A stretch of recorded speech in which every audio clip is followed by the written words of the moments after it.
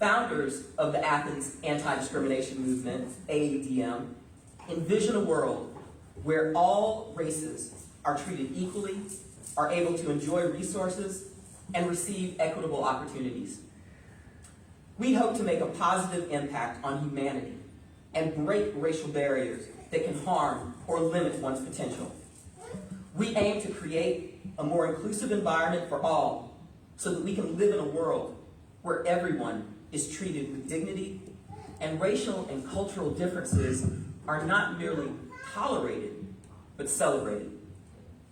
Now that y'all are awake and pumped up, this is our basic schedule for today. We might have to make a few changes because we are missing one person. Patrick Davenport is running a little bit late, but he will be here, and we're just going to continue on. On behalf of AADM, we are excited to have our amazing panelists today. Outstanding, yes! Right on time. Wonderful plan comes together. Good evening, Commissioner Davenport. Welcome, Commissioner Davenport. All right, so on behalf of AADM, we are incredibly excited to have 3 of our county commissioners and 3 of our school board members here. First, each of our 6 panelists will have up to 2 minutes to give an introduction and tell you a little bit about themselves in their own words and how they plan to make Athens, the classic city, a better place to live. We will have 6 rounds of prepared questions that members of the public submitted through the AADM website, including 2 that are specifically for our commissioners and 2 that are specifically for our school board members, and then 2 that will apply to all of our panelists. Then around 1:30, we will open it up to questions from the audience. Regrettably, Mr. Fisher will have to leave at 1:30 to attend another event. So, let's begin with introductions. First up, Mr. Patrick Davenport, District 1 Commissioner. Mr. Davenport, please tell us a little bit about yourself and why you're serving a 3rd term as Athens-Clarke County Commissioner of District 1. Oh, sorry, the second, forgive me, 2nd term. And then, just so everyone is aware, the timekeeper, Miss Ida King, is right down in front with your time. Yes. Thank you.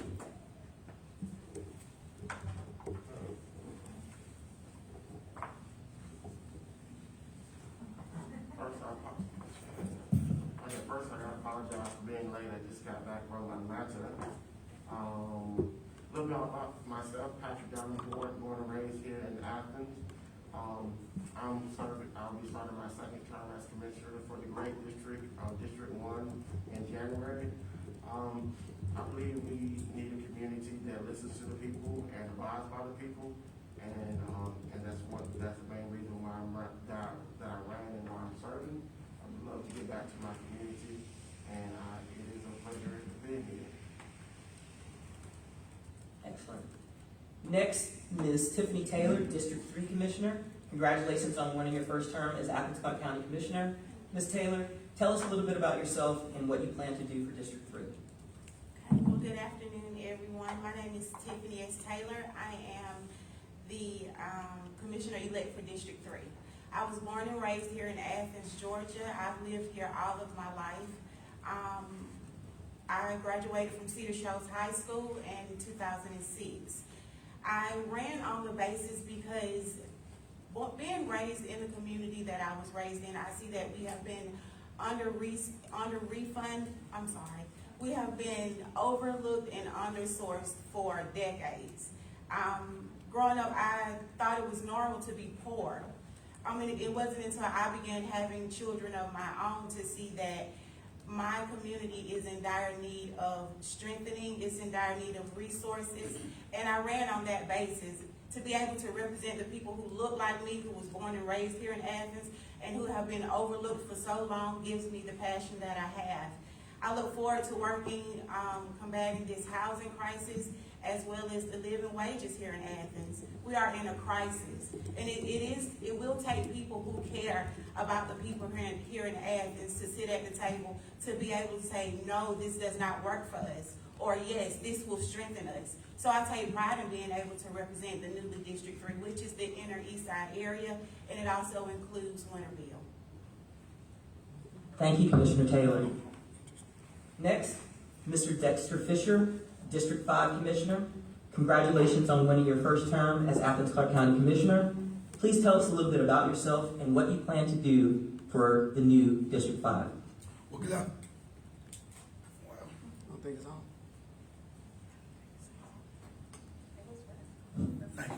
Thank you. Well, good afternoon, everyone, and again, thank you for allowing me to have the opportunity to speak with you all this morning. My name is Dexter Fisher. I am the newly elected Commissioner of District 5. I was born in Greenwood, South Carolina. I'm a civil rights baby, born late 50s and early 60s. So growing up as a little boy, my mom had me at all the civil rights marches and movement trying to get soccer down, trying to get people registered to vote. So I was at her knee, learning how to be an activist a long time ago. Let's start from me. Years and years ago, I graduated from Greenwood High School, and I'm having the fortune enough of getting a football scholarship to Mars Hill University up in North Carolina. I was fortunate enough to graduate from there, moved back to South Carolina originally, and I thought I was going to do coaching, but I hated teaching. And I ended up applying for graduate schools, and back in 1988, ended up moving to Athens. This is my home, first of all. I've been here for the last 35 years, and I really enjoy being here. So this is my home. The reason that I ran, though, was mainly to, again, something Tiffany and what Patrick said, was to deal with some of the homeless situation that we have here in this community.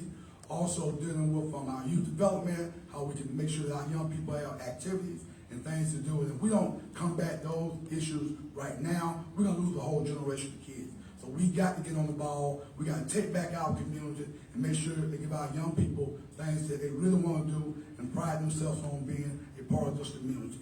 So that was one of the reasons that I decided to run for commissioner.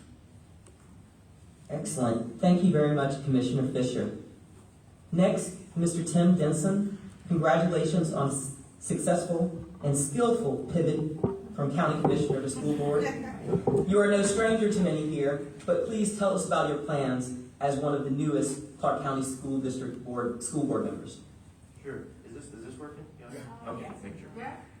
Yes, I'm Tim Denson. I've lived here in Athens since 2004, and I've been working as a community organizer in different aspects since 2011, going on over 11 years now. I was blessed to be able to be part of a lot of different movements, activist movements and stuff here in Athens County, including getting to work with MOGA and others back before AADM even formed. It was just starting out. And back in, after I ran for mayor back in 2014 and came in second place, I, of course, helped found Athens for Everyone and worked with that organization for a number of years until I ran for commission in 2017, winning that seat, and been coming to the end of my term now. Been very proud of a lot of the work that we've done, especially in extremely challenging times here in Athens.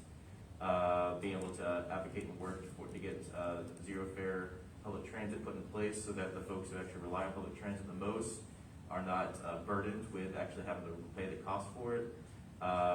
Getting an inclusionary housing ordinance written. We're one of the first 4 cities in Georgia to actually have an inclusionary housing ordinance that we actually are building more affordable housing, and many other things. And so, yeah, whenever I was presented with the reality that I could not run for a second term, I tried to find a new way to serve. And so, thankfully, I was drawn into the District 5 school board seat, which was being vacated, and so decided that would be my next way that I could serve this community, and I'm very much looking forward to it. Thank you very much, Mr. Denson. Next, Ms. Mumbi Anderson. Congratulations on winning your seat to the school board. Please tell us a little bit about yourself and what you plan to do for District 6. Thank you. Everybody can hear me? Okay, so Mumbi Anderson, and I guess a little bit about my background. My parents are both from Africa. My mother is from Kenya and my dad's from Nigeria, but I was born here in the U.S. I was born in Rochester, New York, and we moved to Athens from Kenya. We lived in Kenya for a little while, and moved to Athens when I was about 8 years old. So I grew up here. I consider Athens to be my home. I am proud to be a first-generation African American. I am proud of not only my ancestry and my history, but I'm also really proud of the resilience of the African American community in this country and also in this community, right? So I ran that 2-3 years ago and started right after the pandemic, and it was a very interesting time to start on the school board. When I started, we were remote, and it was a very tumultuous time for the community, for our children. Now that we're back in person, I think things are starting to not really get back to normal, but we're starting to refocus our attention on the school board back to the kids and what they really need to move forward after 2 years of trauma. So I'm really proud to, I guess, pivot at this point to focusing on what we're going to do moving forward and really improving the education system in this community. And I look forward to a second term if I get that opportunity and to continuing that work. Thank you very much. Next, Mr. Mark Evans. Congratulations on winning your first term to the Clark County School District School Board. Please tell us a little bit about yourself, Mr. Evans, and what you plan to do for District 9. So I'm Mark Evans. I'm a veteran like you, Chaplain. Cool. 768. Yeah. Outstanding. Yeah. I ran for the school board because sitting where I was sitting, I'm a professor at Piedmont College or University. I work in the College of Education. I could see that there were some forces that were aligning themselves to really damage our children. And when I heard that Dr. Maddox was going to be leaving her position, I felt that it was time for me to move myself out of the ivory tower and into action.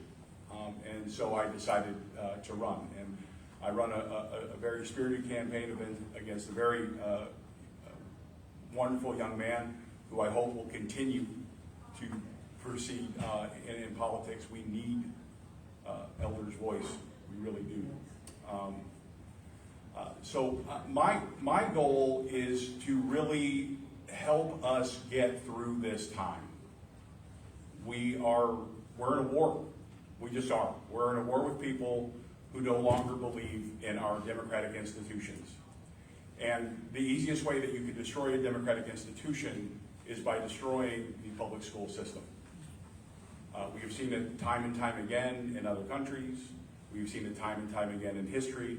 And so part of my job is going to be to ensure that we continue the wonderful education that our students can get here and back our teachers. That's my call. Thank you very much, Mr. Evans. And thank you all of our panelists for being here today. We really appreciate it. Now, we're going to start with our first question of the day, and that is going to be a question for all of our panelists.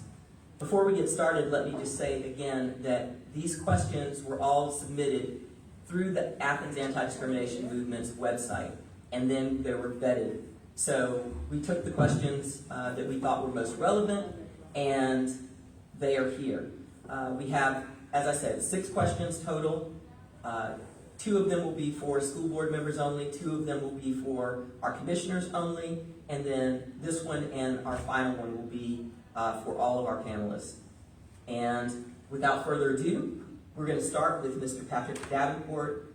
For this round, the order will be Mr. Patrick Davenport will answer first, followed by Ms. Taylor, followed by Mr. Dexter Fisher, then Mr. Denson, Ms. Mumbi Anderson, and Mr. Mark Evans. So, Mr. Davenport, you will have the first opportunity to answer this first question. Please describe for us what your vision of Athens, Georgia is 5 years from now. You have 2 minutes. So my vision of Athens 5 years from now is more sidewalks, more bike lanes, and to continue to improve our parks. The main reason, the best vision for Athens is to improve the quality of life of every individual, rich, poor, white, and black, making sure that we have quality education, walkable streets, we've got great neighborhoods, we have big parks everywhere where people can recreate and get out and de-stress and relax. I want Athens to be the destination of choice for Georgians to come visit, to live, to play, as well. And hopefully in the next 5 years, we can move the needle of our employers to pay a better wage, move the needle of our employers to actually respect the benefits, provide more benefits for our employers. But just in the next 5 years, holistically, I just want to try to do my best to improve the quality of life of all Athenians. Thank you, Commissioner Davenport. Commissioner Taylor? My vision for Athens in the next 5 years is simple. Affordable housing, livable wages, and a thriving healthcare system, as well as an educational system for our children. Right now, I feel like we're in the working stages of getting Athens to where we want it to be. And it's not just gonna take the mayor and commission, nor just the school board, but it also takes the citizens, it takes the residents. We all have a shared experience of what our daily lives are like. So coming together as one instead of being divided by our where we stand politically or racially is not going to get us anywhere. Our children are the future. As adults, we have to be the role models that lead them into the future. In 5 years, we don't want to still be sitting at the table trying to figure out things that we are going through right now. It's going to take all of us. We have to set our differences aside and come together and decide strategically how do we all see Athens. I can name a dozen things, but it doesn't mean that that's what you guys see as Athens. So I think if all of us get together and work strategically towards our efforts, what we see is in crisis right now, then that'll make a better Athens. Thank you, Commissioner Taylor. Commissioner Fisher? Ms. Taylor, and 5 years, we're at a crossroads in this community, in my opinion. And I think that Ms. Taylor said that we got to come together as a community in order for us to move forward. We had the opportunity and the pleasure, Mr. Denson, Ms. Taylor, myself, to visit Tuscaloosa and Birmingham, Alabama within the last week. And one thing that came out of that for me was they talked about partnership and trust. So if we're going to move forward within our community, we have to have that same type of partnership, that same type of trust for us to envision what we want to look like in 5 years. That's on economic development. I'm looking at things right now in my district that I think we can do to bring in some economic development. I'm looking at some things in my district right now where we can build another community center for our kids. So we got to take a look, and like Ms. Taylor said, we can't do it as a mayor and a commission. We can't do it as a school board. We talk about a village.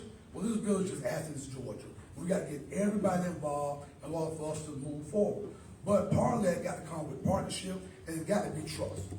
And there's going to be some things that we probably going to make some mistakes on, especially new commissioners that we may not understand. But the bottom line is, how does this help our community to move forward and make sure that we have viable jobs, viable wages, and a great health system and a great education system to support this youth, this community? Because I think you can go from good to great, and we got the resources to do it. We just got to make up our mind to do it and to move forward. Thank you very much, Mr. Fisher. Mr. Denson? Sure. So I'm an optimist, but I'm also a realist. And so for some of these things, for us to really take some steps, we need some changes. So I guess we're going to say in 5 years, first thing I want to say was I hope that we have a state of Georgia that's governed by Stacey Abrams, so that we can actually we can get a lot of the things done on the state that we need to, so that we can actually move forward on local, such as some of the housing issues we're seeing here. We need to have a housing income discrimination ordinance created so that people can't be rejecting and kicking out people get Section 8 waivers and stuff for housing. And because a lot of these things are just kind of hinging on the partnerships, but partnerships with the state level too. But I am hopeful that we're going to be able to take some steps towards be able to increase the amount of affordable housing. It's going to take a while for the for the actual values to come down by themselves. The market's going to take a long time for it to come down, so we're going to have to take steps by the local government and hopefully by the state government, the federal government, to actually kind of force those rents down. It's going to be difficult. But I'm hopeful, and I'm also hopeful that when it comes to public safety things, that we are seeing a reduction at a higher rate than the rest of the country when it comes to shootings, when it comes to fentanyl use and opiate use and deaths from those things, that we're seeing Athens kind of at the same level as the rest of the country.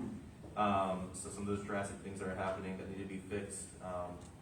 And I'm hopeful that we have these capital projects that we have through our SPLOS and stuff are actually, that y'all get to figure out how we're actually going to pay for this thing. Absolutely amazing increased prices that are happening. And then when it comes to the school system, I'm hopeful that we have the CCSD is truly supporting all of its staff, teachers, but also including everybody down to who feeds our kids, who drives our kids there, who watches them on the bus, every single level, that we're fully really valuing them and giving them the compensation and benefits that they deserve, and that we have students, parents, teachers, and administration that trust each other. I think that's one of the things that really needs to be improved, and I'm looking forward to working on that. Thank you, Mr. Denson. Ms. Anderson. Ditto to everything that Tim just said. So our district has two different school systems, right? There's a school system that is serving the students really well, and unfortunately, that school system is disproportionately white. And there's a school system within our district that is failing our students. And unfortunately, that system is disproportionately black and brown. So, in the next 5 years, what we need to see is equity, right?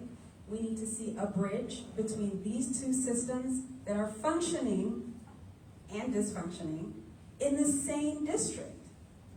Part of that reason is trust, right? So when I joined the school board, I cannot define how dysfunctional we were as a group. And I mean myself and our other 8 members. So I include myself in that picture. We have worked so hard over the last couple of years to build a bridge amongst each other so that we can focus our energies back on our children and stop fighting over nonsense and stop using our constituents as vote favors, right? Stop trying to make people happy who aren't students in our schools. It's not about them. It's not about what parents in Boulevard want. It's not about what parents in Broad Acres want. It's about what all of our students need with regard to equity and making 2 different systems. One, so that they function well for every single one of our students. One of my members says, just about every meeting, our babies can't read. You know who I'm talking about, Tim. And it's true. Over half of our kids don't know how to read. They're not on grade level. They're not reading on grade level, and we need to improve that. Thank you, Ms. Anderson. And now, Mr. Evans. Well, going last. So I really don't have much to say than what everyone here, and I think part of the beauty of this group is that we all have the same ideas, right? That we see a system that's broken and we want to fix it. 5 years from now, my Tilly is going to be a senior at Clark Central. And what is the world going to be like for her? You know, my son's going to be an 8th grader. He's going to be at Bernie Harris Lions. What is the world going to be like for him? Right? The decisions that we're going to make here this next year, especially with our new superintendent, right, is going to dictate what happens over the next 4 to 5 years. And so that's an awesome responsibility that we have, right? But we also need to understand that, you know, Mumbi's right? Stuff is broken. Right? There was a Cedar Shoals yesterday, and I was observing one of my student teachers, and couldn't use the restroom in one of the places because the toilets were out of order. Like, how do we ask our? In fact, a student asked me because I said, well, do you have any questions of me since I'm here? And she was like, well, how are we supposed to have pride in the school when you don't have any pride in our school because you won't fix the things that need to be fixed? To which I had no answer. I'll have an answer in January. But today I didn't have an answer. So, we have some significant challenges, but we also have the people in place that can make the decisions to overcome these challenges. And I think that's my greatest thing is that we have hope. But hope needs to turn into action in November. We need you to vote. We need you to vote. Yeah. Thank you, Mr. Evans. Now we're going to move to our second question. And remember, questions 2 and 3 will only be asked to the county commissioners. The questions, this order will go to Commissioner Taylor, followed by Commissioner Fisher, followed by Commissioner Davenport. So, Ms. Taylor, Commissioner Taylor, what goals do you have moving forward in regards to housing issues, that is homelessness and the limited affordable housing options that we have? So I've already began educating my district and their rental rights. Because if you don't know your rights, how are you going to stand up against something that is more powerful than you? So that was first thing. Because I just didn't want us to be on the losing end to where people were already being displaced and put out without having somewhere to go or without a plan of moving forward. So I started what is called the Community Awakening Series. And every other month we get together and we discuss things within our communities to help us with housing. So home ownership is really big for me. Because growing up, I lived in Nellie B, all over the east side. But we never owned land and we never owned our home. So it was easy for us to be evicted when we didn't have enough money to pay rent. And so I want my constituents to know that home ownership and land ownership should be key. That goes along with getting our credit together, our savings together, all of the basic things that we need to build a sustainable foundation so that we aren't looking to be put out of our house. I've also been talking with some of the homeless organizations and how I can jump in. Because growing up, I never really seen that many homeless people, even on the east side. But we know now that there is an influx of transients just, coming in. And how do we combat this? How do we help them? Well, it's a lot of things that comes with homelessness. There's mental illness that comes with homelessness. There's drug addiction, drug abuse that comes with homelessness. We can't make the decision on the behalf of an individual because we think that it is okay for them. Thank you, Commissioner Taylor. Commissioner Fisher. So sort of follow up with Ms. Taylor comment. So, we and everybody know we got a serious homeless situation here in Athens County, and a lot of those folks are not from here. One understanding I got that sometimes public safety people bring folks here and drop them off. Or the other counties say, well, go to Athens, because we have the resources. And I get that, but we got to come up with a plan. So, okay, if another community is going to send their folks here, we be taxing them in some form or fashion, in my opinion. How we do that, I'm not sure. The same thing with our housing situation. And what I'm afraid that's going to happen, I'm not sure you all familiar with Chapel Hill, University of North Carolina. Well, up there, folks can't live in that community because of the housing situation. They're having the same issues in Tuscaloosa. We're going to get to a point where when we start trying to recruit teachers, when we try to recruit public safety people working at our hospitals, and UGA faculty members, where are they going to live if they can't afford the rent? So it's up to us as a community. Actually, what I said, maybe these entities that are buying up these properties, maybe we should picket them. You know, say, hey, if you're going to come in and buy up these entities and raise the rent, we need to picket those folks and let them know what's going on in our community. I think to get those things changed, we as a community got to make a lot more noise. I commend Commissioner Denson for sending a letter. Those folks haven't responded. It's going to take all of us as a community to talk loud and allow to make sure that, hey, we can't allow that in our community. Because if we don't get ahead of this thing, there's gonna be a whole lot more folks either gonna be homeless or not gonna be able to afford to live here in this community. So again, we got work to do, but we got to do a collective effort in order to make those things happen. In order, if we're gonna deal with the housing issue and the homeless situation. And one other thing about homelessness, we gotta have one entity that deal with homeless. Everybody want to deal with homeless, but we got to have a stop point where everybody can say, hey, this is where you go to deal with the homeless situation. Thank you, Commissioner Fisher. Commissioner Davenport? Yeah, so when it comes to housing and when it comes in respect to legislation, it's really important that people vote in November because that will make a huge difference in how we address homelessness, how we address housing locally. Because the local government can only do so much. When it comes to, honest individuals who just want to have a roof over their head and get a notice within 30 days or 60 days, they got to get evicted. And of course, those individuals are going to look to the local government for action. But unfortunately, we have a state that says, well, guess what? You can't do anything. We believe in capitalism. These people have their rights. Let them do whatever. It's very important that we elect people from the top down that actually want to respect the rights of individuals with dignity and respect. But housing, I think differently when it comes to housing. I just say we just need to build more housing. We have a limited, I would say, non-existent stock of our housing period. We just need to go crazy just building houses. I thank my fellow colleagues for their work on the inclusionary zoning, which is a key element in creating more affordable housing in Athens County.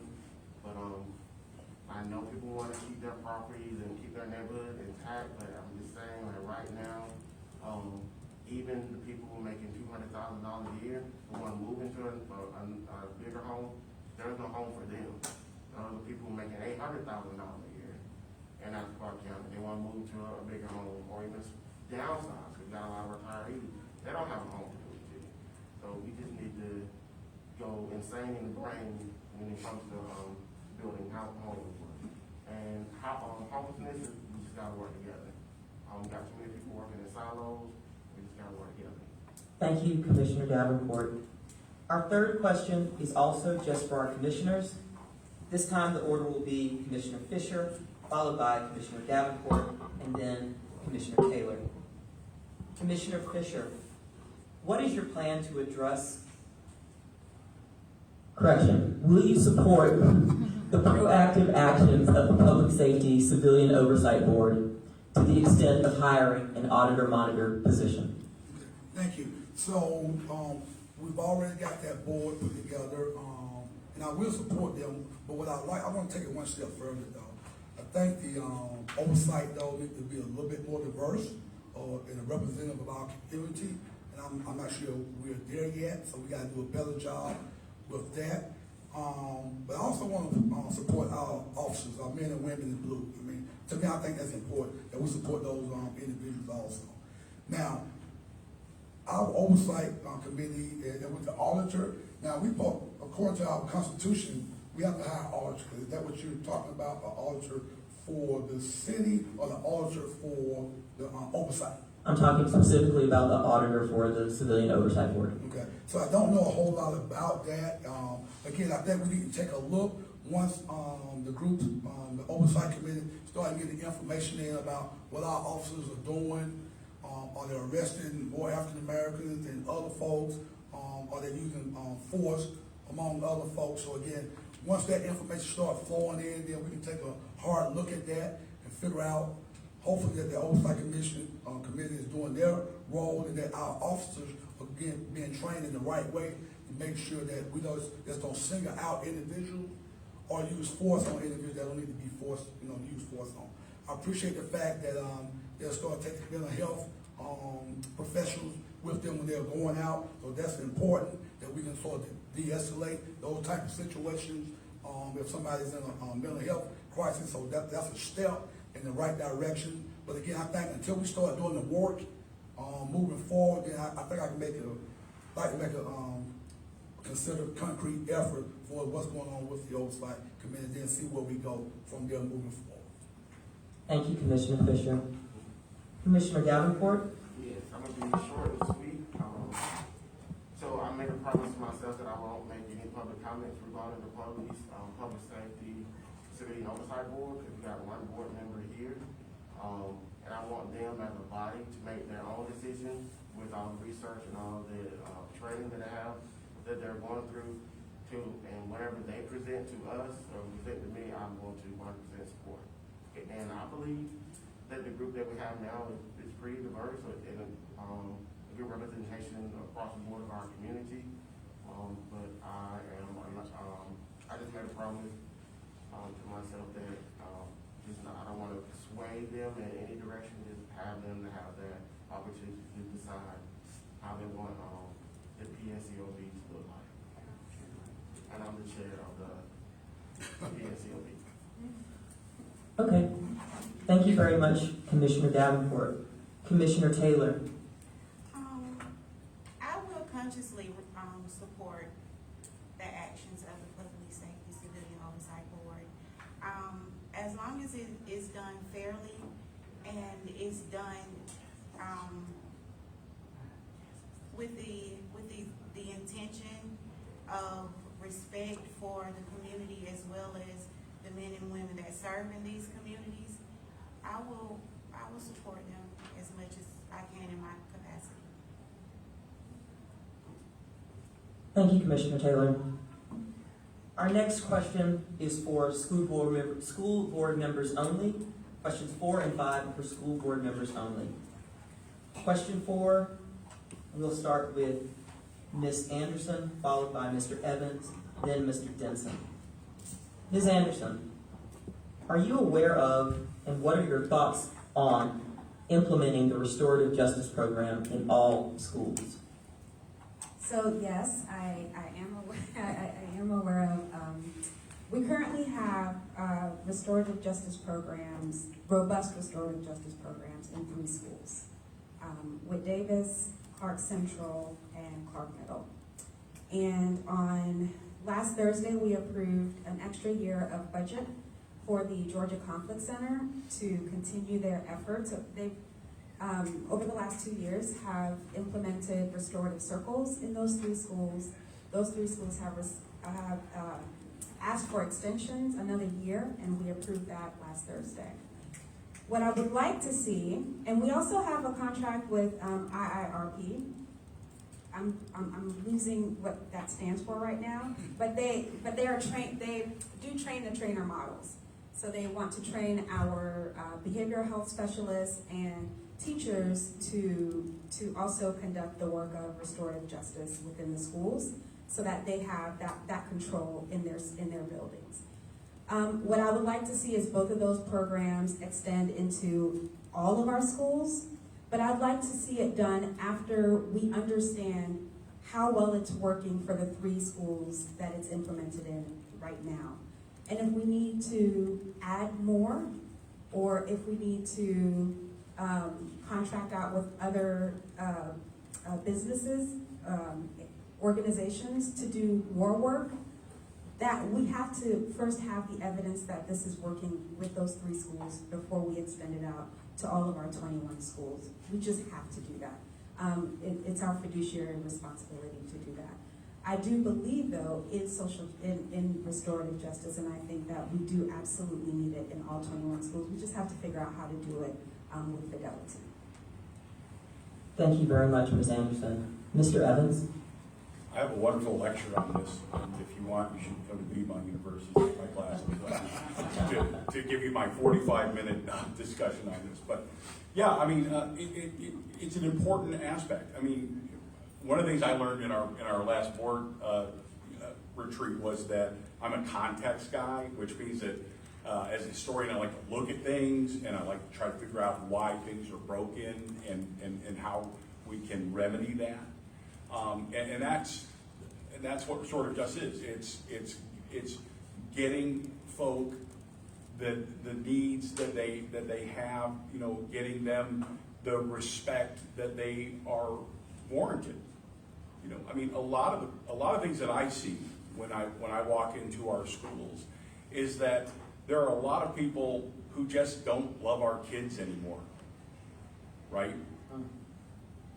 And you can talk about restorative practices, you can talk about these things, but until we find people who want to love our kids as much as we want our schools to love our kids, we're going to have problems. Right? We run the good teachers off. We do. Right? We saddle them with building administrators who just are there in some cases. And you know, so yeah, I'm all about restorative justice. I'm all about these things, but we have a lot of things that need to get fixed and need to get looked at before we can actually move forward with that. Thank you, Mr. Evans. Mr. Denson? Yes, and I do support restorative justice in our schools, and I am appreciative of the programs that we have rolled out in a few schools thus far, and that we're even participating, you know, in restorative justice when many school districts across the state of Georgia are not at all. But I do think we need to, sooner rather than later, roll out programs to the entirety of our school system. Because I do agree we need to make sure that what we're trying to roll out works, and we need to take time to do that, but I think what we do know is that what we currently have isn't working. And so things definitely need to be different. And when we're talking restorative justice, and this is one thing I do hope that the school district will do in moving forward with restorative justice programs, is it needs to be a holistic approach, community-wide holistic approach to restorative justice. I know we have District Attorney Gonzalez here, who's very interested in doing restorative justice practices in their office, and we need to be doing this across the entire community, so that if we're talking about actually breaking against the school to prison pipeline, it can't be siloed as we're approaching this. It's the only way we're going to break out of it. Georgia has by far the highest percentage of people under supervision, so in jail or on probation, parole, anything, all those things together, by far the highest in the entire country, like the populace. And that's not by accident. It's because we completely relied on a punitive system, and that has been taught to our children from birth all the way up, and it's been taught and reinforced in our schools. And we have to have a very intentional break away from those things. So we're going to make some mistakes as we try things, but what we have to realize is that what we have right now is not working, so we have to start experimenting to try to find what is going to work. And I'm glad those steps are happening, and I look forward to being a part of that approach. Thank you, Mr. Denson. Question 5 is also just for our school board members. We'll start this time with Mr. Evans, followed by Mr. Denson, then Ms. Anderson. Mr. Evans, what are your thoughts on anti-CRT legislation, and how would you protect teachers' ability to teach the truth about systemic social issues? And anti-CRT stands for anti-critical race theory legislation. Mr. Evans. Well, I'm pretty sure you guys know where I stand on this. And I've read a lot of dumb laws in my life as a historian, right? And honestly, this is the dumbest law that I have read in a long time. The board did the absolute correct thing by saying, we're not going to do anything, because that's not our role. That's not our responsibility, right? If you're going to enact a law, then you need to come up with a system for this law to be put into effect. That's not our job. That's your job, legislature. And if you don't want to do it because you guys are political cowards, well, that's on you. Don't send it back to me, right? And this is, and I'm speaking not only as a parent, but as a future board member here. You know, if there's a teacher who's afraid to teach the truth, then first off, you don't need to worry about that here in Clark County, right? I'm actually going to the National Humanities Council in Los Angeles to talk about what it's like to teach slavery in a state that no longer wants to recognize that it had slaves. Okay, all right. So my AP US history teachers here in the county, go ahead and teach your stuff. We got your back.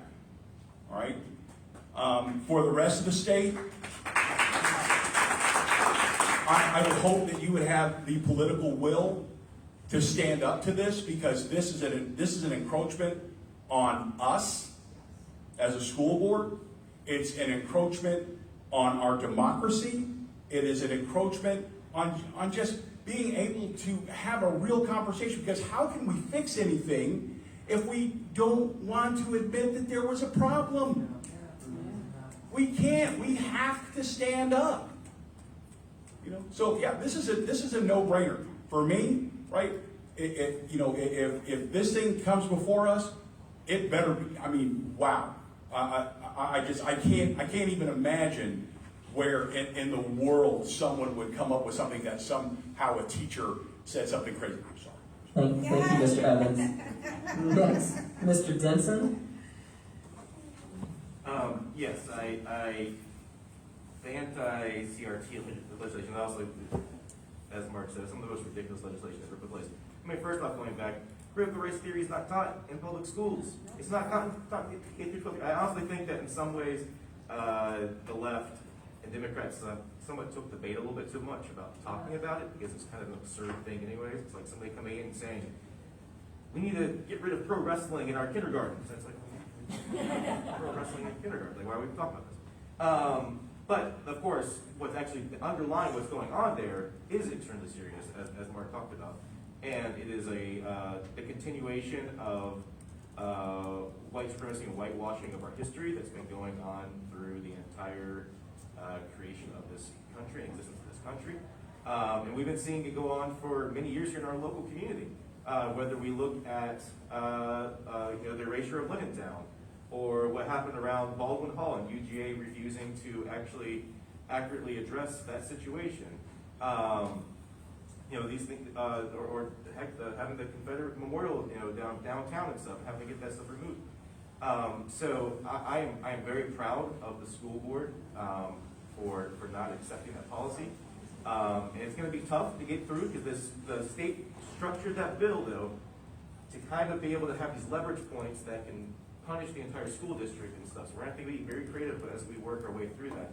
But outside of that, I also want to see us be more productive about honoring our true history.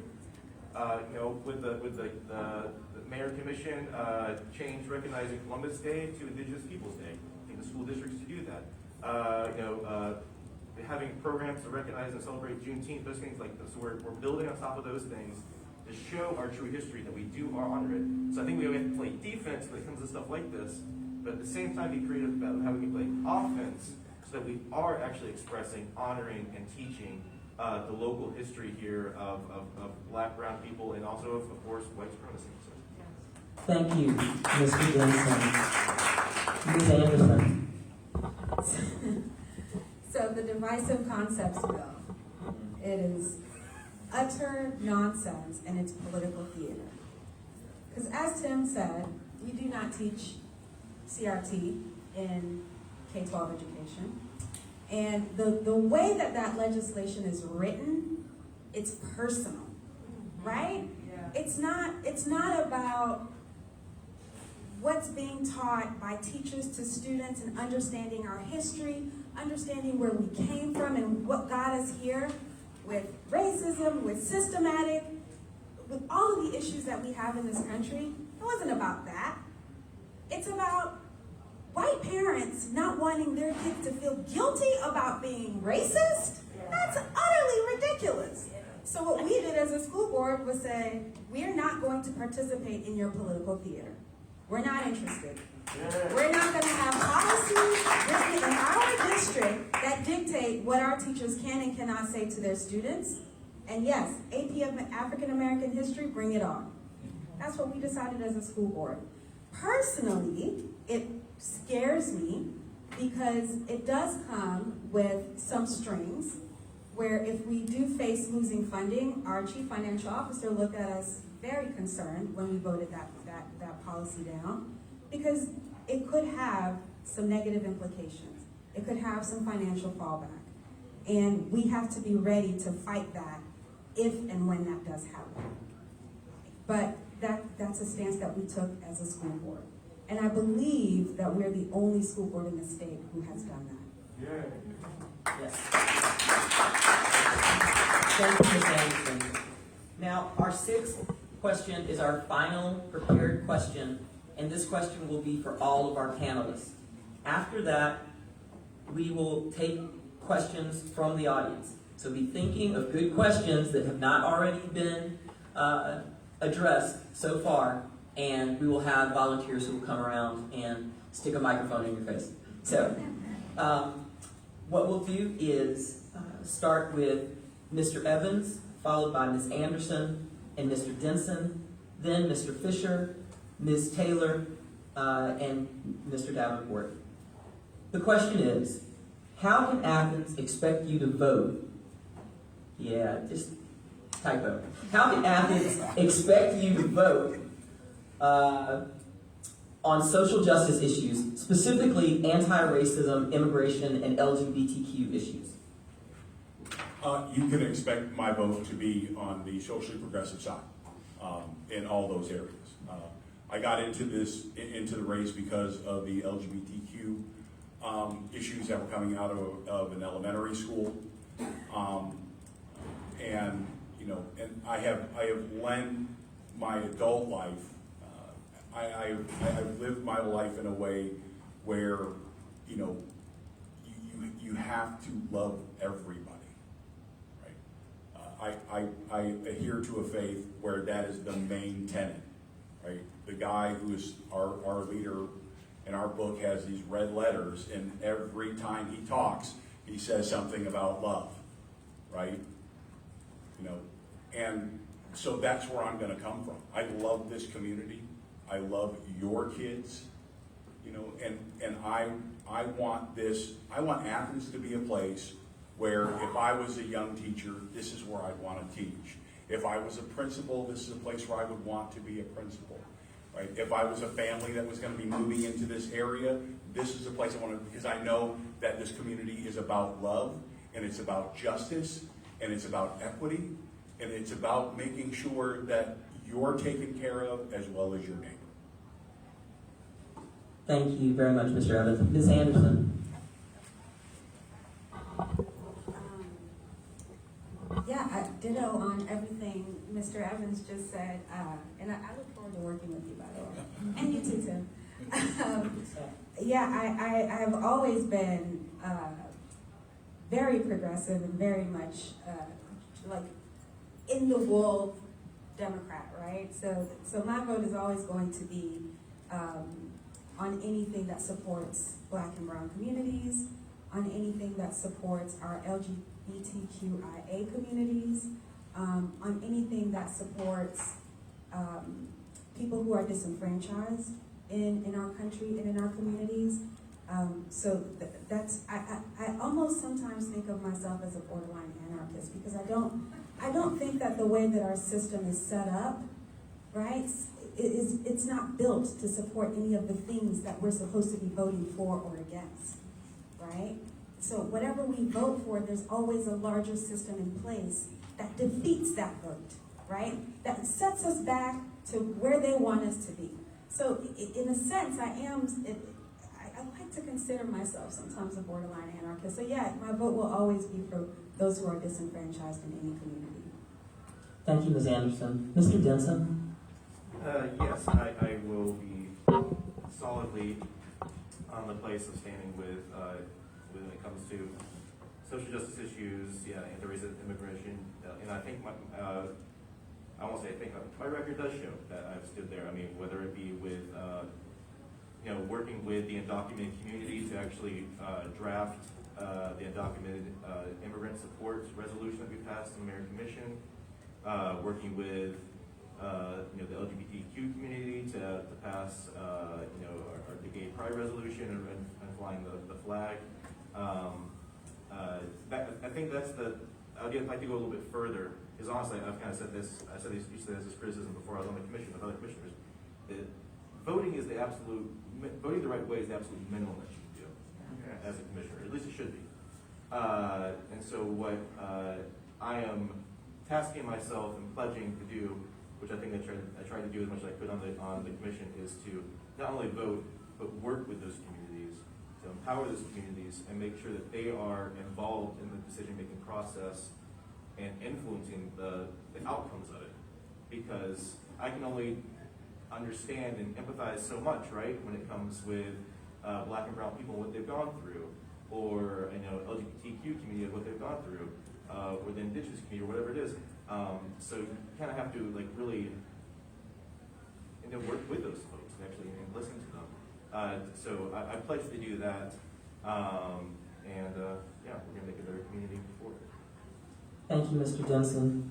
Mr. Fisher, how can Athens expect you to vote on social justice issues, specifically anti-racism, immigration, and LGBTQ issues?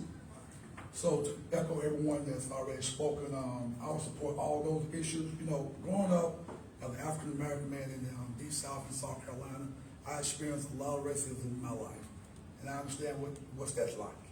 It's not nice. We live in a community, and that's one reason I love Athens, is we have the opportunity, people from different groups have the opportunity to be loved by everyone. Unfortunately, some of those things are not done from other people who may try to push their ideas and their ways on other folks. But we have to, like Marshall, we have to love everybody. I'm gonna vote pretty much like how I grew up, based on my faith, based on how I was treated as a young African American man, and even how I'm treated sometimes today, how people look at me.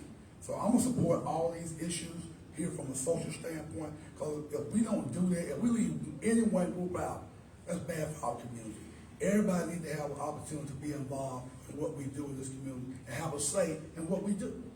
Because if we don't do that, then we're not doing the right thing as a community, as a group of folks. And that's why I love living here, because we have to make those things happen. So I will be supporting all those issues moving forward. Thank you very much, Commissioner Fisher. Commissioner Taylor? So how I would vote. All of these social justice issues are personal to me. Being born and raised here in Athens, Georgia, I have encountered racism. I have become best friends with Pilgrim Prize workers when I worked at Pilgrim Prize for 3 years, who were undocumented, afraid that when they get home they could be picked up. Half of them were even afraid of my black tie, because they said it looks like the people who would pick them up when I pulled up. I have family members who are in same-sex relationships. So all of these issues to me are personal. And when I vote, I go in taking in all of the issues that I've embodied, all of the issues that my family members have embodied, that my co-workers have embodied. I hold this position because of everything that I went through with people who have went through these things. So I want Athens to know that you can have faith that Commissioner-elect District 3 is going to vote on the behalf of the people. Not to have anything to gain by it, not to gain a name for myself, but so that Athens is included for everyone. You don't have to be afraid to go downtown. I don't go downtown because I've been, looked at crazy as if I don't belong downtown. I have just so many stories of people that I know. And so when I vote, I'll vote on that basis to make a difference within Athens so that Athens is better. Because right now, it is not better. Thank you, Commissioner Taylor. Commissioner Davenport? As my God has taught me to love everybody, but it's always perplexes me as to why we, in 2022, in the society that we have built, that we have today, why so many people still discriminate? We're all different. We're all unique. We always say that we're a loving community, a loving society, but I don't know where that hatred or the walls are built, but I always wonder how can we as together tear those walls down. But I will always stand by the people who may be different from me, people who may think differently from me. But yeah, I will 100% always support social justice issues. And I'm a trademark borderline anarchist. Be quoted on that. Oh, you know where we got that from, Patrick? Yeah. See the show? Okay, thank you to all of our panelists for answering all of the prepared questions that we have. Thank you very much. at this time, we will begin to take questions from the audience. We only have time, if everyone answers and gets their 2 minutes, we'll only have time for a couple of questions. So, if you have a question in mind, please go ahead. Mr. Allen, I see you with your hand raised. So we'll go ahead and, can we get one of our volunteers to come? And when I say volunteers, I mean Denise, who does everything. Yep. And if your question is directed towards either school board or commissioner, please say so. This is directed toward both. Okay. I was meeting with one of the leaders in the black community about a year or so ago, and he said that we don't really support Black Lives Matter anymore because it got co-opted by the gays. And that surprised me as a gay man. But I'm glad you had the last question. I'm glad what you guys said that you got a chance to say. As you know, in the past year, Oglethorpe has had their Gay is Okay kerfuffle. I had a kerfuffle on the campaign trail where one of the people working for my opponent went on social media and made a big point about the fact that I was gay. He said, "Don't vote for me." And he works for the school corporation as an outreach coordinator, and when talking to the school board, they refused to do anything about taking down his social media. I would ask the school board, what are you going to do to make sure that we don't have another Gay is Okay problem? And what are you going to do for people that are involved with our children that post anti-gay rhetoric on their own social media accounts? For the members of the commission, you guys have done a great job in moving forward. The past commission, and some of those that are currently here, have done a great job of moving things forward for gay rights. There's still a lot left to do. Things like making sure that everybody can use single-stall bathrooms in the municipal buildings, making sure that we have our youth protected from conversion therapy, making sure that trans health care benefits are covered, kind of wondering whether we've got that covered or not right now, making sure we have a representative of the LGBTQ community as a liaison to our police force. Those simple things, would you that are coming onto the commission commit to standing for those? Those of you guys that know me, I'll hold you to it. Okay, so just to repeat the question for school board members, the question for school board members is, will they support? Social media, making it so that people on social media that work for the schools cannot discriminate in their comments, and what are they going to do about the to make sure we don't have another Gay is Okay issue like we have with Oglethorpe. Okay, let's start with that one first, and let's start with the school board members first. So Ms. Anderson, Mr. Evans, and then Mr. Denson. We'll do that order. Ms. Anderson. So, it really breaks my heart what happened at Oglethorpe, and I also we did as a board have discussions about what happened with you and the gentleman that works in our school district. The unfortunate thing is that there are things that we cannot do as a school board legally, and I have to just end it at that. We cannot force personnel to do anything in their off time that does not interfere in the school day. We're not allowed to do that. So while personally, and I know the gentleman that you're talking about, while personally I would say if we could do these things, we would. If we could get rid of individuals from the district who have different opinions than we do about LGBTQIA issues, we would. But we cannot do that. As a board, we cannot do it as a district. We're not allowed to. It is not legal. So that's I have to leave that there. With regard to what happened at Oglethorpe, similarly, I have to leave that there. We can't talk about those things. It's a personnel issue.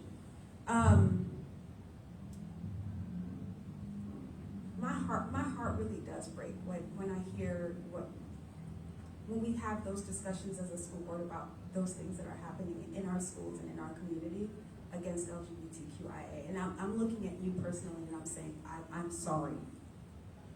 I can't say it on behalf of the board, I can only say it in my heart to you, I'm sorry. Thank you, Ms. Anderson. Mr. Evans?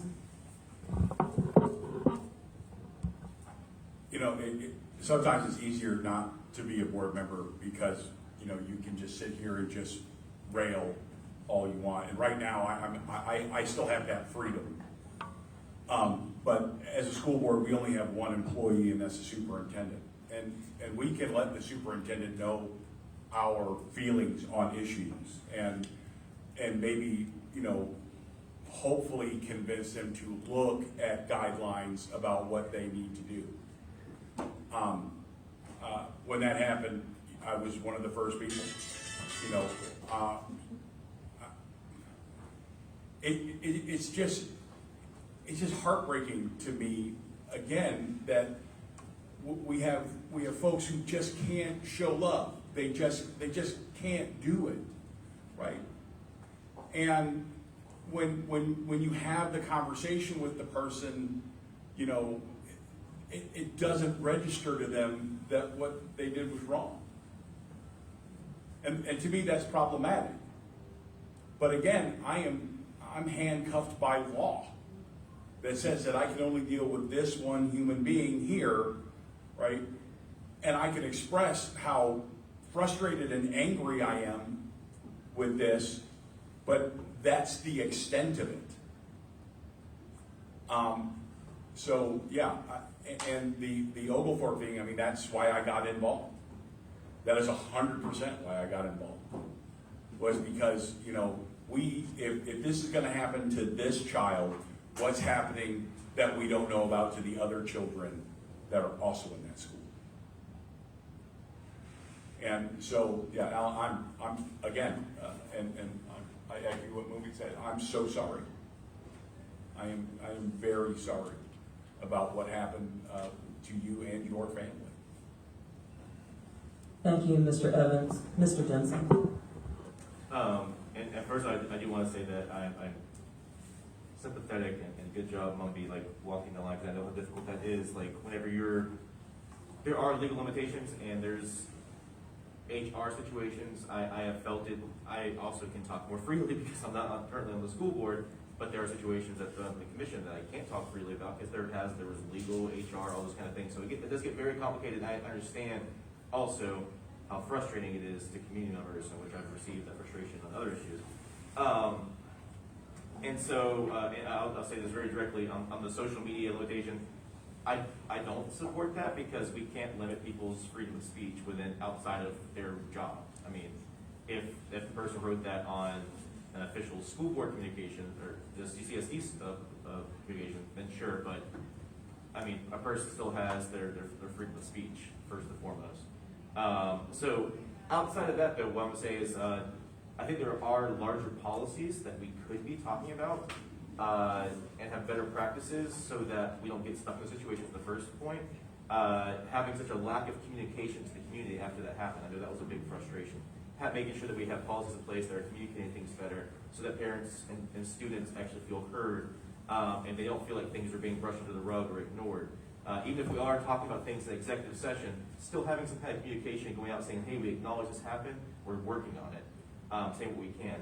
And then I will challenge that we could do more as a school board, though, even if that's just passing a resolution. We can write resolutions.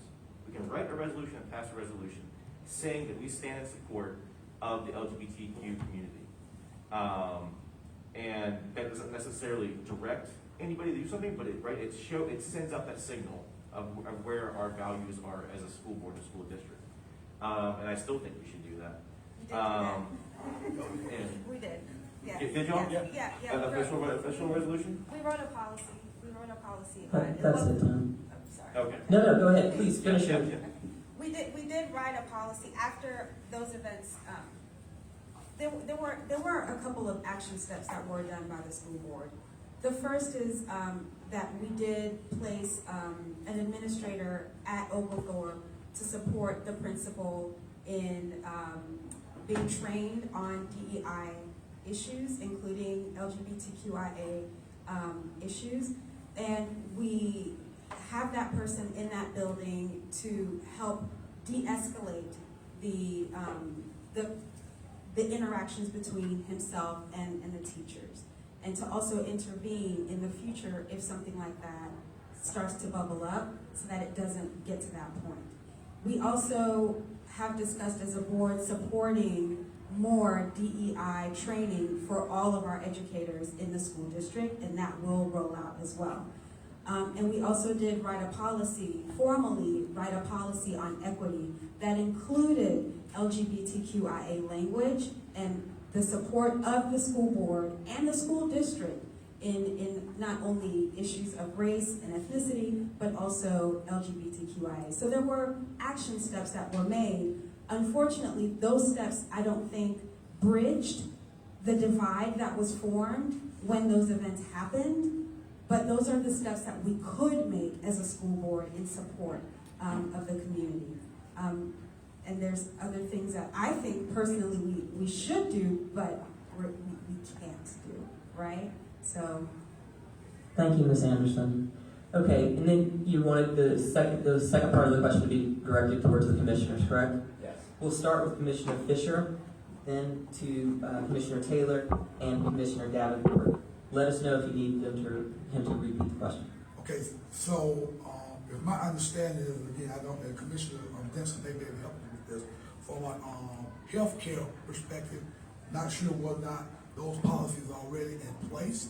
So for me, I would need to make sure that if we put these things in place, then we can put those things in place from a healthcare perspective, make sure that people are covered on our healthcare and under ACC government healthcare policy from that perspective. One thing that I'm most proud of when I was working at the University of Georgia, we changed all our bathrooms out almost 17 years ago, where people can come into our building to use any restroom they use. It specified those things. Again, I'm not sure whether the city has done that yet in their buildings.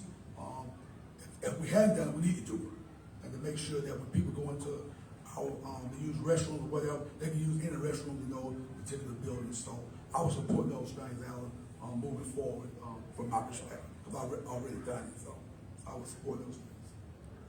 Thank you, Commissioner Fisher. Commissioner Taylor? We've spoken personally about your campaign incident, and I just want to apologize as well. That's ugly, so ugly, and I think you handled it really well.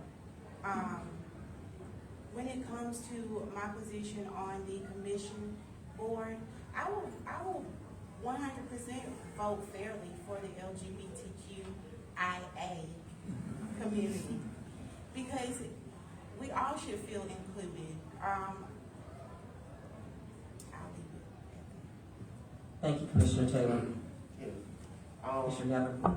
So when it comes to healthcare, I believe, and I have to do some research, but I believe with the healthcare that the Athens County provides, that you can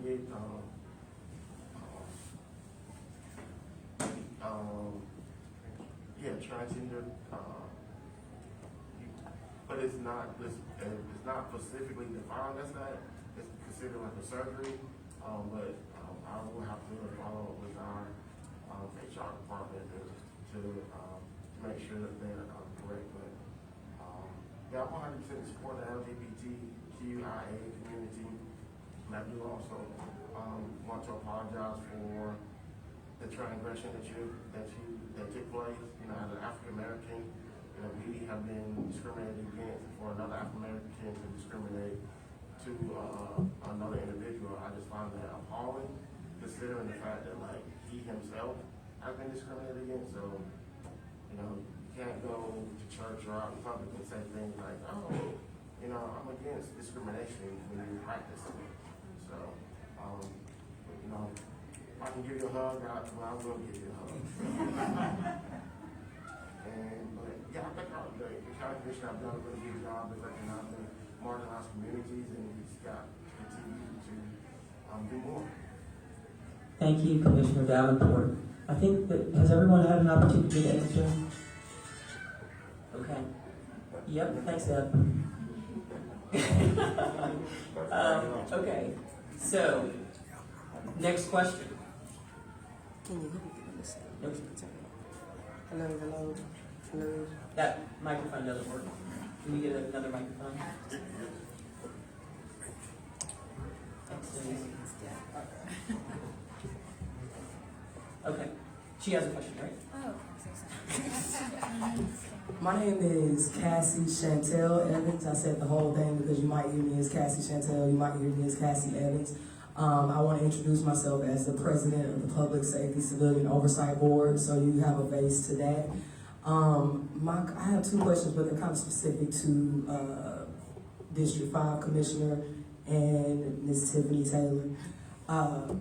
The first question would be, I know we talked about a lot of social concerns over the districts and your plans to action, but I'm curious, because I live in District 5, to know if there were any plans or has it come across your desk yet about Jefferson Road and how it is hazardous and how we should, I think that adding turning lanes and a light across from that Shell gas station, across that railroad track, and I forget the name of the road, if anything like that, and for the Marathon gas station there, that I just have seen a lot of accidents and fatalities, and I just want to know if that's anything that has come across your desk just yet. And I can talk loud. Can y'all hear me? No. We can get you one. Pass it back. Thank you. This helps. Yeah.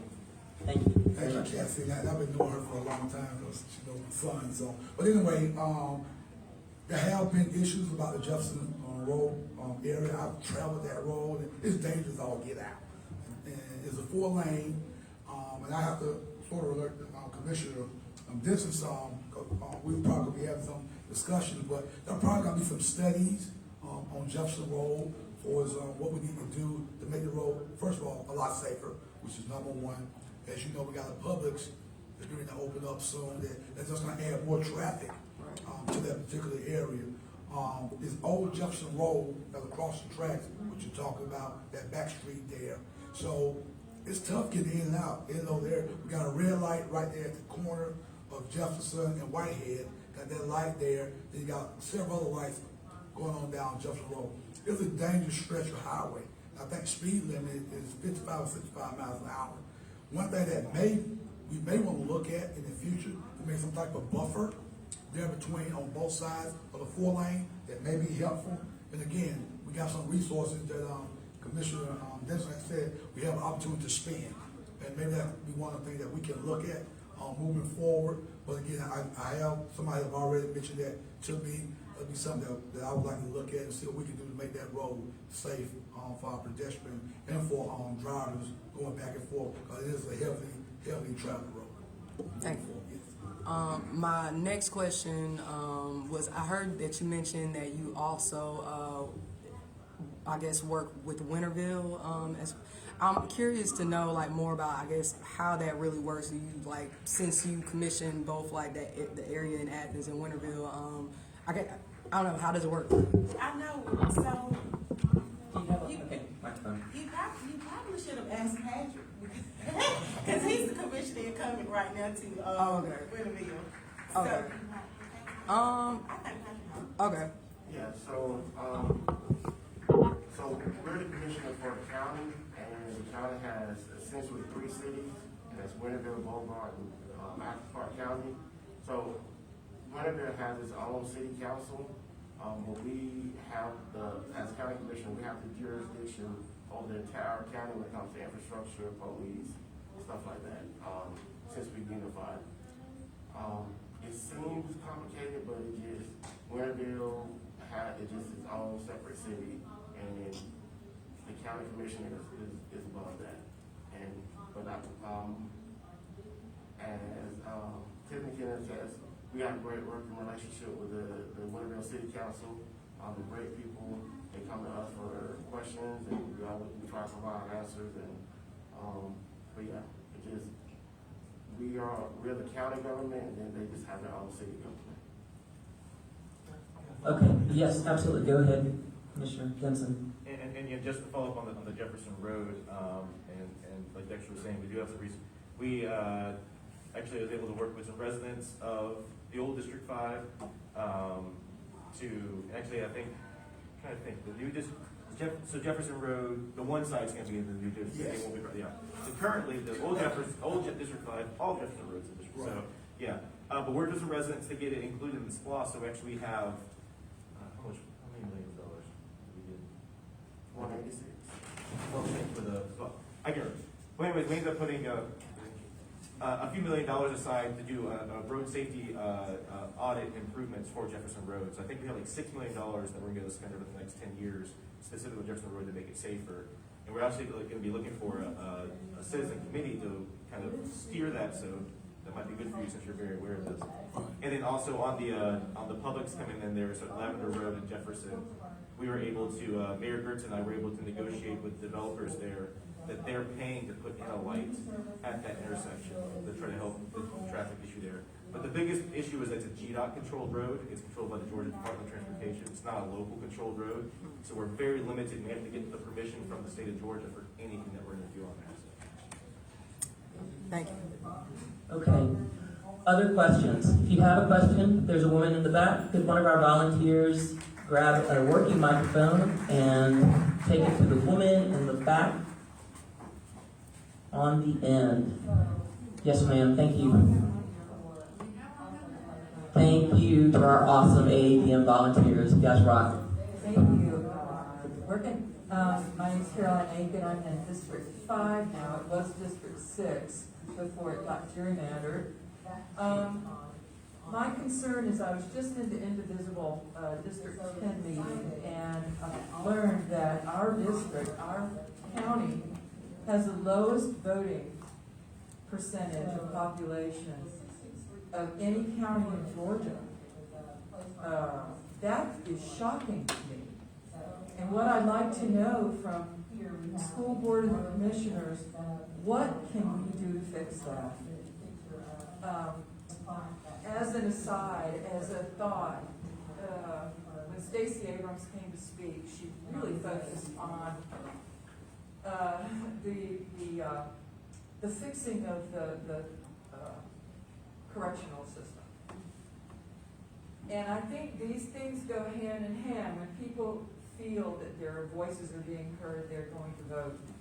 If they feel like their vote doesn't matter because they don't see any change, I think the fixing of the correctional system, so making public service, it's a punishment when you get caught doing something wrong, that you have to go pick up stuff, and they call that what? Community service. Can we please turn that around? Can community service be something that people are proud of? And to me, that would go hand in hand with all of those issues. We've got to get more people out to vote. And how can they be invested in the community if they're not learning in school how to sign up, get absentee ballots as kids? To balance a checkbook, what does it look like to buy a house? These things need to be learned so much younger than once you get out of high school, and it hits you like a ton of bricks. How to vote. So I know it's a huge thing, but I feel like it is all connected, and I feel that we need to reach the kids at a younger age with all of this information to empower them. Thank you. So, I'm not sure if there was a question. was there a question there? Well, what can we do? What are your ideas to bring people to the polls, to make them feel like they have a voice in this community? Thank you. Thank you very much, ma'am, for your question. Okay, we'll start with Commissioner Fisher. We'll do the commissioners first and then school board members. Was the question meant for all the panelists? Sure. Okay. Well, first of all, I'm glad to see all the people from District 5 representing. Thank y'all for coming out. I appreciate that. And again, one thing I said in my campaign, feel free to hit me up anytime. I most definitely will return your call or email you back for sure. So I think it's start with education. I think we got to educate our community to help them understand how important their vote is, especially on a local level. A lot of things are done on a local level. At state level too, but a lot can get done on a local level. When I first decided to run in District 5, that's 14,000 people in that district, but only 6,000 of them are registered to vote. That's a shame. And then when we had our re-election, less than 20% voted. And then we had the runoff, ain't less than that. So I think it starts with education. And you're right, we got to start in our schools with our young people, start educating them on the importance of voting and make sure that they one vote count. One vote can turn an election.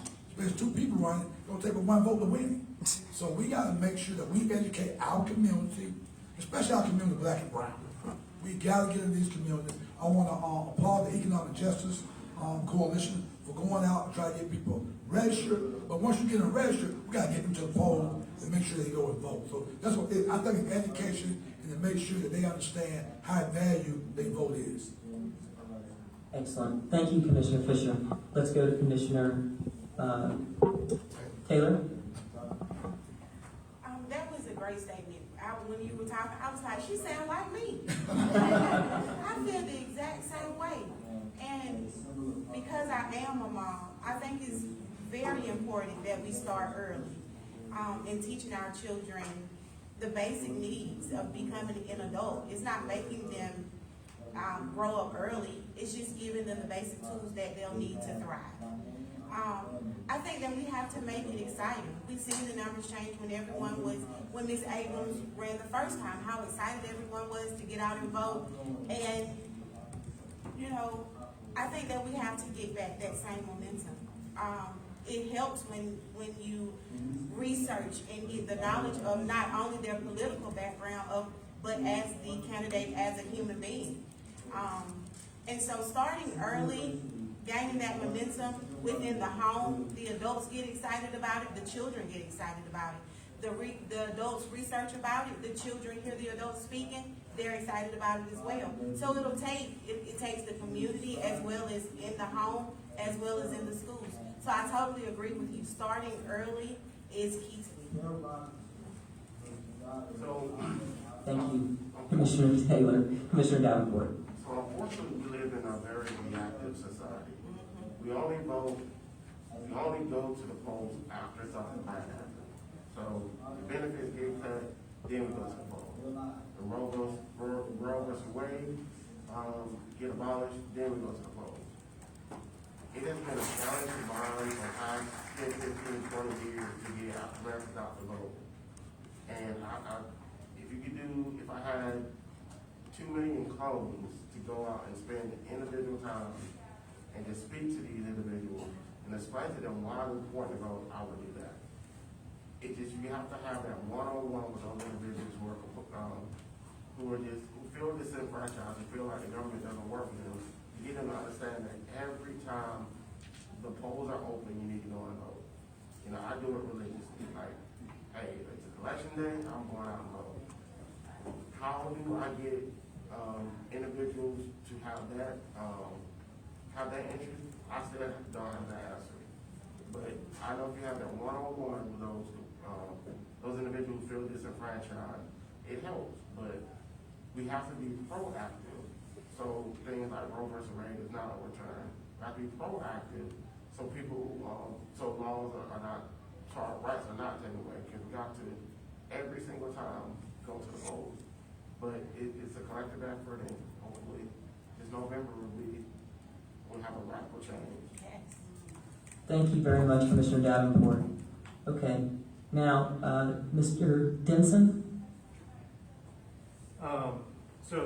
I'd be curious maybe to talk to what the stat was, because Clark County doesn't have the lowest turnout. We were at 67%, in 2020. There was many counties that were in the mid-low 50s and stuff. So I'm not sure exactly there. And actually during the 2020 term, so I'm also the chair of the Athens County Democrats, and we actually ended up doubling, almost doubling the number of turnout voters for the runoff that we've ever had in a runoff before. So we've actually seen pretty drastic increases in turnouts over the last few years. Still, got to turn out much more. And to the question of like, what can we do? Yeah, I mean, I would, you know, it's tough. In the school board, we're not really getting involved in like the curriculum and stuff, but definitely want to do everything we can to encourage this, you know, more civil education, especially like on local issues. You know, local, state government, the way things operate. That's one of the things that I found amazing is that, you know, everybody knows who the president is. Many people know who their senator is, maybe. You go below that, people, this is massive drop-off. People don't know who the mayor is, who their county commissioner is, who their state legislator, who their state senator is. And those are the people actually who have the biggest impact on your lives. The passing of most of the laws, like, it's actually a lot more impact than, say, the president does. And I would love this for us to be able to teach that and express that and empower that more. I know one of the things that I was a part of over the last few years before the pandemic was voting drives for seniors at Clark Central and Cedar Shoals, and we did events where they got to come to City Hall, and we spoke with them and actually walked with them so they can actually go and early vote. I would love for us to be, I definitely plan on being a part of that and continuing that kind of thing as we move forward. But also even going beyond that when it comes to civil education to talking about workers' rights, unions, solidarity, how those things kind of operate, activism, how actual like social change comes about. I think that all that should be a part of the civil education for our students and our community as a whole. Thank you very much, Mr. Denson. Let's go to you, Mr. Evans, and then we'll leave with you, Ms. Anderson. So back when I started my teaching career in DeKalb County, I was a social studies teacher, and the principal called me into the office and said, okay, so your social studies, what can you coach?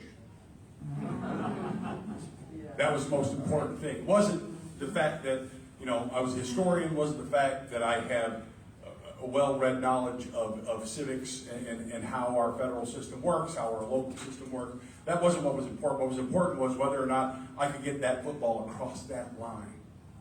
That's what was important. So what we need to do is, as a community, we need to kind of shift gears a little bit here and think about what is important to us. And part of that, and this is going to be an unpopular thing I'm about to say, especially to myself as a parent, but it starts at home, right? We need to educate the folks at home about how things are, right? You know, my kids know exactly how much money comes into the house. They know how much money goes out. They know how much money they get. They know how much things are. The reason is because that's my job. I've got to get them prepared to be a productive citizen, right? And yes, you know, we got parents who are working 2-3 jobs. They are stressed out. We need a future shock class. We absolutely, in fact, yesterday at Cedar Shoals, the kids were like, I want to know how credit works. I want to know how to write a check. I want to know how to do this. How, you know, and again, that's a future shock that we can do, right? If you know, as a charter system, those are things that we absolutely can do. Right. But it's going to have to take us as a community to reevaluate what our goals are. When I talk to my undergraduates, I tell them January the 6th, 2021, we should own that on the social studies side. We should own that because we did not do our job. Because if we had done our job, these folks wouldn't have been lied to. And they sure as heck wouldn't have gone to D.C. and tried to destroy our democracy. Thank you, Mr. Evans. Ms. Anderson. Yeah, so as Tim said, we can't touch the curriculum, but we can certainly, as a board, discuss with the superintendent our values and what's important to us, and try to encourage that it bleeds into operations and the curriculum. Financial literacy was introduced to the state curriculum, so wonderful. We're going to start teaching our kids about credit and, you know, how to buy a house and how to save money and all those types of things. But yeah, I agree, we need to build up our civics education. and our curriculum is already so full, you know, and the entire day is just packed with kids learning all of these things. So how do we extend that to civics education?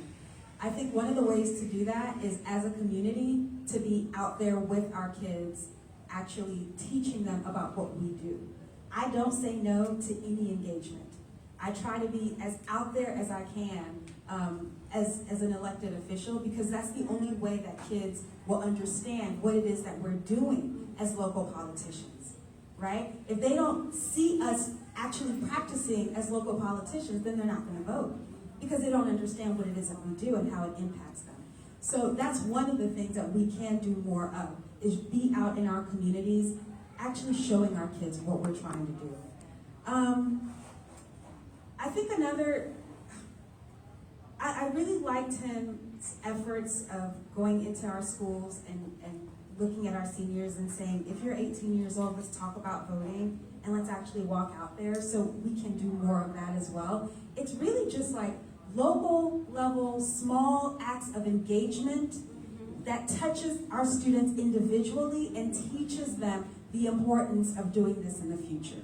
So we just need to be out there doing more of that, rather than these sort of larger scale efforts. Thank you, Ms. Anderson. Okay, we only have 10 minutes left, so we can do a speed round. Mr. Danny Malik, I see you back there with your hand up.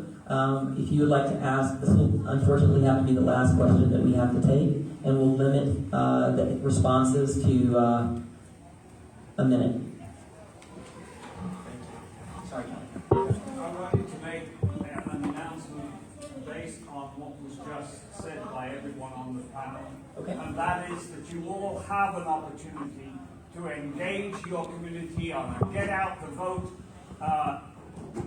event that will be on Tuesday, September the 20th. That's a week on Tuesday from 6 to 9 p.m. at the Unitarian Universalist Fellowship of Athens. The president of the Unitarian Universalist Association is coming to help us start that very social community engagement in getting out the vote. So be there! Yeah, September 20th, Tuesday, September 20th at the UFA Church on Timothy, 6 p.m. to 9 p.m. Thank you very much, John Olive. I appreciate it. Okay, Mr. Danny Malik. Yes. So first of all, thank you all very much for being here on a Saturday and speaking. I'm hearing a couple of kind of veins running through what we've talked about related to this idea of two school systems and the inequity in our schools, the lack of trust, this idea of increasing community voice, and for me, coming at that through a restorative justice lens, I'm wondering about the appetite or capacity within our community to get to the root of that, and so through a restorative justice lens, would you think that we as a community could approach that through some sort of truth and reconciliation process, through naming publicly the inequity, the historical harm that's happened over generations in our community that continues to exist in our schools? Because I feel, as I'm in schools about 30 hours a week, I feel that lack of trust. I feel many families have an adversarial relationship with our school system because they were harmed in our schools. And so I'm just wondering, would it be, and I recognize this in the skin that I'm in, what I'm talking about, and it's really not my place to ask for or call for a truth and reconciliation process in our community, but it seems to me important to put it out there. I'm curious what you all think. Would that be possible to have a process where we name publicly how people have been harmed by our school system and for there to be accountability for that? Okay, is this specifically for the school board members? Sure, and I recognize it's a lightning round, and that's not really a lightning round question. Yeah, so if we don't have time for it, it's just on my heart and mind. Just 1 minute per round, and we'll start with Mr. Denson, and then go to Ms. Anderson, and then end with Mr. Evans. Mr. Denson. Yeah, I think there is space and opportunity for something like that. Again, on the commission, we did a very similar thing after the Williamstown residents came forward, and then, of course, the history is of Lickskill and these other communities that were erased, and that the city of Athens and UGA very much, had a major hand in. And I'll say this: it was Patrick. It was a tough, as it should be, a tough conversation. People had really they grapple with the terms of saying that that entity that they worked for and represented had something to do with white supremacy and stuff. It was a real thing. But it's something we did. We passed a resolution, and of course we created our history and memory committee that's been meeting and dealing with those issues. And so I could definitely see, and I would support the school board taking similar steps to create some kind of resident-led committee that maybe deals with those kind of things. Like I said, names them publicly, kind of has a process that we can kind of, Thank you. Sorry that it's so quick. Ms. Anderson. Yeah, I would support that. I would support it with intention, and I would support it with action items behind it. Because more than naming the injustices that have happened in our school system and who causes those injustices, beyond that is what we do about it after we name it. So I would support it if it came with intention. I think we talk a lot. We have so many conversations, and we're oftentimes preaching to the audience, right? We're preaching to people who already have those same sentiments that we do. And so when we have those activities where we name, I don't think the people who need to hear it are always at that table. So it needs to be done with intention, and I would absolutely support doing what Tim suggests of having a committee where these discussions can start to take place, where we discuss how we do this with intention in our school district. Thank you, Ms. Anderson. Mr. Evans? That's a tough one. Mostly because the majority of people in our school system, they don't want to hear it. And when I say majority of people, I'm talking about parents. They don't want to hear it because they don't want to deal with it. For them, some of that is ancient history in their eyes, right? Especially people who look like me, right? We're like, oh, there's no problems here. There's no problem. That's on the other side of the river. That's not my house over here near Boulevard. No. So, yeah, I'm all for it. I'm all for it. The question is what do we do with it? It's one thing to talk about it, right? It's another thing to do something with it, right? So what does that look like? Where do we begin to build the bridges that need to be built, right? And then break down the walls that need to be broke down. So yeah, I think it's a wonderful idea. I think it's something we should look at, right? But we're going to have to convince a whole lot of people who look like you and I, right, that this is something that needs to happen. Because we can't go forward if we're stuck in the past. Thank you very much, Mr. Evans. And on behalf of the Athens Anti-Discrimination Movement, I want to thank each of our outstanding Athens-Clarke County Commissioners and our Clarke County School District school board members and future school board members for taking the time to connect with your constituents. Yes? I just wanted to say also that with this event that John was talking about on September the 20th, we're also going to have Charlotte Solisby's going to be there talking about voting, because it turns out that's National Voter Registration Day. And we're going to have somebody from the health department there with things for COVID, and AADM's going to be there, and economic justice. So I think it's going to, and there's also going to be free food and music.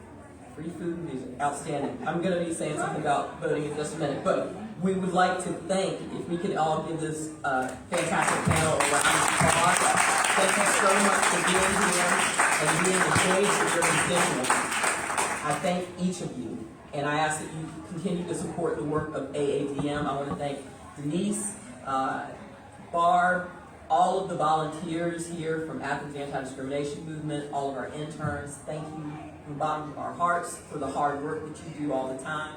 I want to thank D.A. Gonzalez for being here, and I want to thank the PSCOB board chair, Cassie, for being here. Thank you for identifying yourself. I'm glad to know that you're here in the community.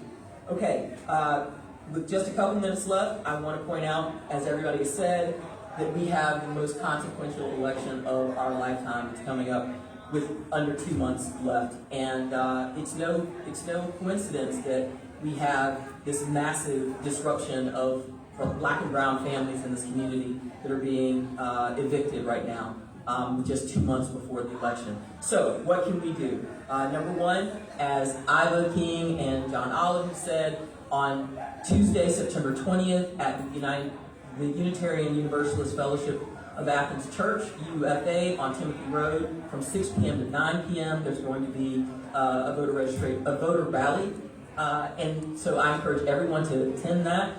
And in addition, the Athens Clarke County Board of Elections is offering 8 advanced voting locations for the November 8th election. Advanced voting will begin Monday, October 17th. That is right around the corner, y'all. It will start, the advanced voting locations are the Board of Elections downtown, the Miriam Moore Community Center, Athens Clarke County Library, the Athens Clarke County Cooperative Extension Office, the Athens Clarke County Tennis Center, the Winterville Train Depot, Linden House, and the UGA Tate Center. And they have different dates and times. They can all be found at the Athens Clarke County government website. Does anybody have any questions about voting? Does everybody have a plan for voting?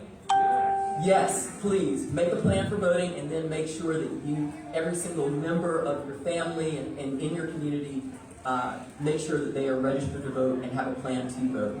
And if anybody has any further announcements, that concludes our, okay, go ahead. Oh, I was just going to say September 17th, we're having a celebration of heritage and culture, and it's also a fundraising event for Mocha Johnson's campaign. It's at Rabbit Hole Studios. I'll be hosting the event, and we'll be visiting several different continents during this celebration, so I encourage everyone to be there, and it's a pay what you can, so if you don't have a lot, it's okay, but yes. Will that be on the AADM website? Denise?